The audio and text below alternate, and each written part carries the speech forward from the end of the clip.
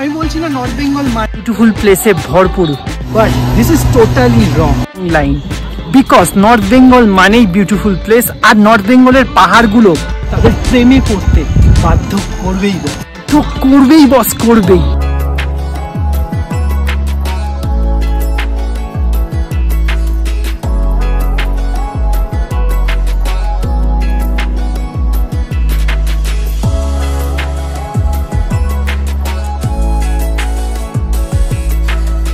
উফাপাতাল view point expose, এখানে ভাই যারা আসছো তাদের সাথে একটা টোটাল স্ক্যাম হবে। কতই খারাপ মানে ফুল টুল না থাকুক, তাতে দেখতে নাই ভালো হোক।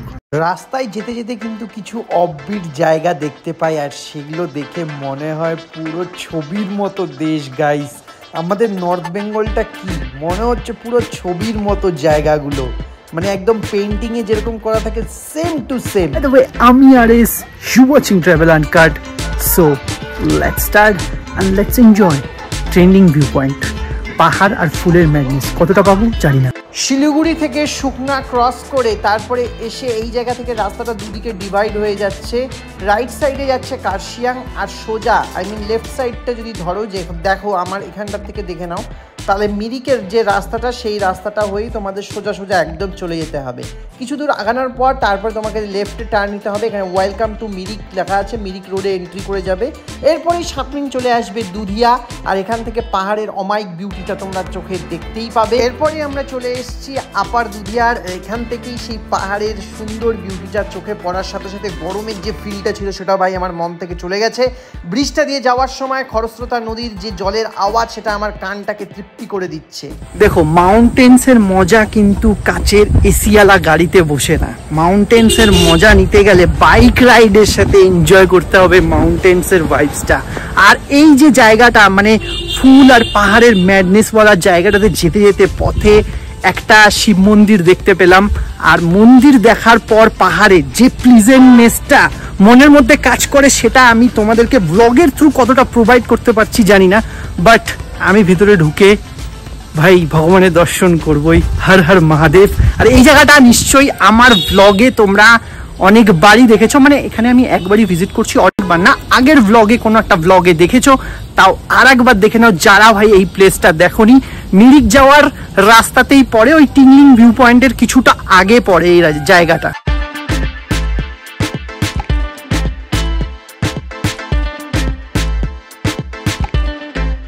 শিব মন্দিরটা ক্রস করে কিন্তু আমাদের জার্নি থেমেনি, আমরা মেঘের দেশে আরও এগোতেই থাকি। এই চা বাগানগুলোর মধ্য দিয়ে যেতেই থাকি। সামনেই চলে আসবে হচ্ছে আমাদের মিরিক রোডের নেক্সট ভিউ পয়েন্ট, সেটা হচ্ছে টিংলিং ভিউ পয়েন্ট। সেখানেই থেকে একটা জাংশন ডিভাইড হচ্ছে। যারা আমার প্রিভিয়াস ব্লগগুলো দেখোনি তারা দেখে নিতে পারো, ডেসক্রিপশন বক্সে লিঙ্ক দেওয়া থাকবে, ওখানেও একটা সুন্দর ভিউ পয়েন্ট আছে। সেটার কথা আমি এই জাংশনটাতে এসে তোমাদেরকে বলে দিচ্ছি। এই অলমোস্ট আমরা টিংলিং ভিউ পয়েন্টের সেই জাংশনে চলে এসেছি। মিরিক যাওয়ার রাস্তাতে এই যে জাংশনটা, মানে আমার কোনো আগের ভিডিওতে দেখেছো যেখানে আমি ওই উটি যাওয়ার রাস্তাটা মানে ধুপিধারা যাওয়ার রাস্তাটা, এটা হচ্ছে এই রোডটা। এই যে উপরের যে রাস্তাটা এটা চলে যাচ্ছে টিংলিং ভিউ পয়েন্ট হয়ে ডাইরেক্ট মিরিক লেক, আর এই যে নিচের রাস্তাটা এটা পুরো ক্রস করে গেলেই ধুপিধারা পয়েন্টটা, যেটা আমি আমার সেই আগের প্রিভিয়াস ভিডিওতে উটি বলেছিলাম। অনেকেই ওখানে যাওয়ার জন্য উৎসাহের সাথে আমাকে বলছিল, তো আমি এখান থেকে পাস করছি, তাই তোমাদেরকে বলেছি যারা ধুপিধারা ভিউ পয়েন্টে যেতে যাচ্ছ তারা এই রোডটা ধরবে। ভালো করে এই জাংশনটা দেখে নাও, এই টিংলিং ভিউ পয়েন্টটা এর উপরটাতে ঠিক কিছুটা আগে, মোটামুটি 2-4 কিলোমিটার আগেই হচ্ছে এই জায়গাটা। আর মিরিকের যে টি এস্টেটের অমায়িক বিউটিটা সেটাই কড়া রোদেও ভাই আমি এনজয় করছি।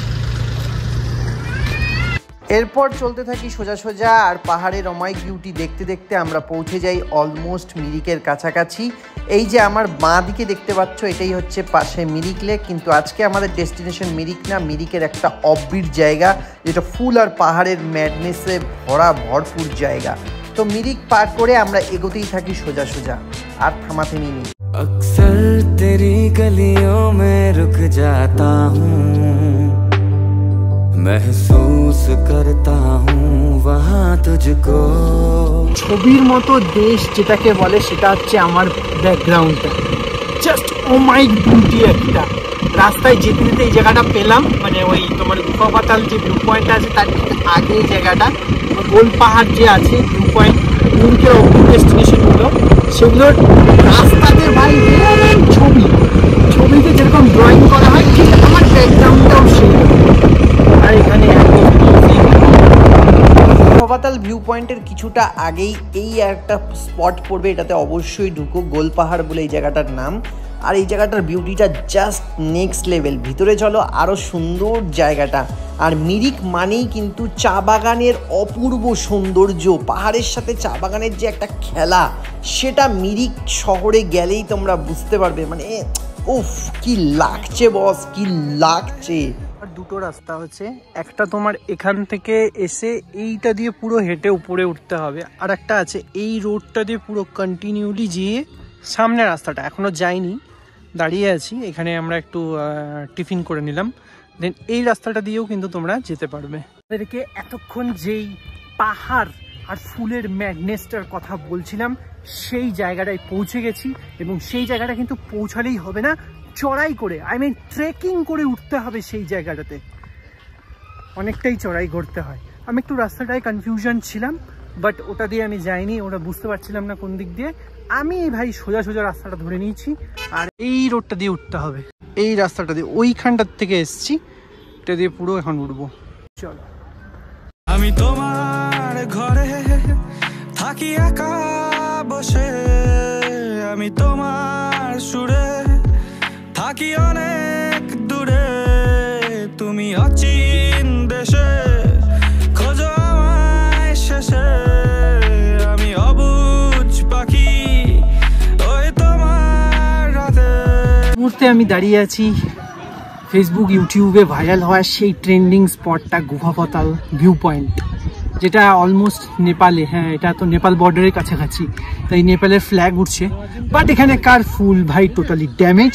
আর এখানকার ভিউ পয়েন্টের ভিউটাই, মানে যেই ফুল আর পাহাড়ের ম্যাডনেসটার কথা বলছিলাম, সেটা টোটালি চ্যারেড গাইস। এই যারা যারা বলছিল এখানে এসে ফুল নেই নাকি 20 টাকা এমনি নিয়ে নিচ্ছে, তাদের উদ্দেশ্যে বলতে যাচ্ছি এই তো ফুল আছে, না না 2-4টেই আছে, বাকিগুলো সব বৃষ্টির জন্য ঝরে গেছে। গুফা পাতাল ভিউ পয়েন্টে আসো, কিন্তু ছবি তোলার উদ্দেশ্যে এসো না। গুফা পাতাল ভিউ পয়েন্টে আসো, কিন্তু রিলস বানানোর উদ্দেশ্যে এসো না, বিকজ ফুল নেই। গুফা পাতাল উদ্দেশ্যে আসো, গার্লফ্রেন্ড নিয়ে এসো না ভাই, মেয়েদের ছবি তুলতে তুলতে জীবনটা বরবাদ হয়ে যাবে, তোমাদেরও হয়েছে। মানে বেশি কথা না বলে আমরা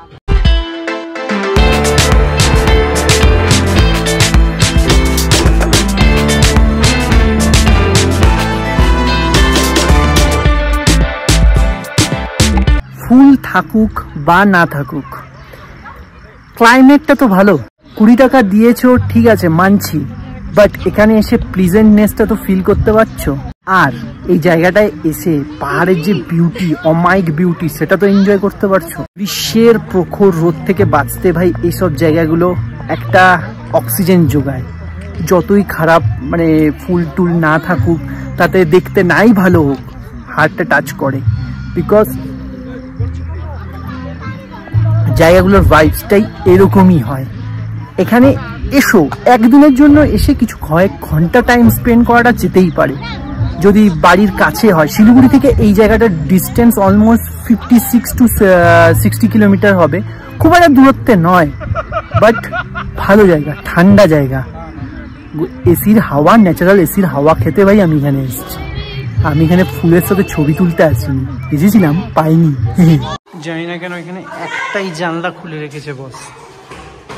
ও এটা উপর থেকে পুরো 360 ভিউ দেখা যায় চারিদিকে,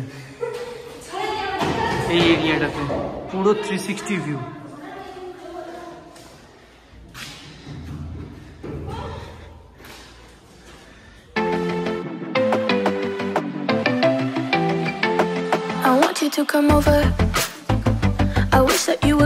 ওয়েদার কিন্তু এরকমই হয়, সেকেন্ডে চেঞ্জ হয়, আর এই চেঞ্জটারই ওয়েট করছিলাম আমি, কখন পাহাড়ের ওয়েদারটা চেঞ্জ হবে। ট্রেন্ডিং ভিউ পয়েন্ট থেকে এবার এক্সিট করার পালা। কানে ফুল গুজে পুরো ঝিঙ্কু সেজে একদম জিঙ্কু স্টাইলে বেরিয়ে যাবো। গুফাপাতাল ভিউ পয়েন্ট থেকে বেরিয়ে গিয়ে একটা সুন্দর জায়গা দেখতে পাই, জানি না জায়গাটার নাম কি, বাট এটা কিন্তু ওই রাস্তাতেই পড়ে। গুফাপাতাল ভিউ পয়েন্ট যাওয়ার সময় মিরিক লেক টু গুফাপাতাল ভিউ পয়েন্টের রাস্তাতেই পড়ে। দারুণ জায়গাটা।